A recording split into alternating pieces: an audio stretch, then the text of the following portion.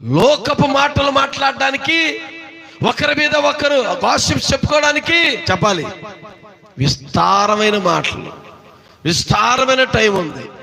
అన్నం ఉడికినా చెవిడిపోయినా పర్వాలేదు, అది కారం ఎక్కువైనా ఉప్పు ఎక్కువైపోయినా తక్కువైపోయినా, లో బీపీ వచ్చేసిన హై బీపీ వచ్చేసిన ఏం పర్వాలేదు. అప్పుడు ఎప్పుడు తేడా వచ్చాది తెలుసా బ్రదరు? మరే దేవుడు మరే అర్జెంటుగా నేను చెప్పానండి, ఇప్పుడు వస్తానండి. దేవుని స్తోత్రం కలుగునుగా. ఇవేనండి నోవాహు దినాలు.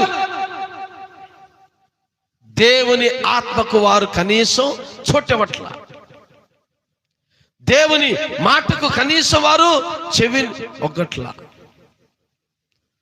దేవుడు అంటే ఏంటో చెప్పే లోపలే వారేంటో మరి చెప్పేసి వెళ్ళిపోతారు.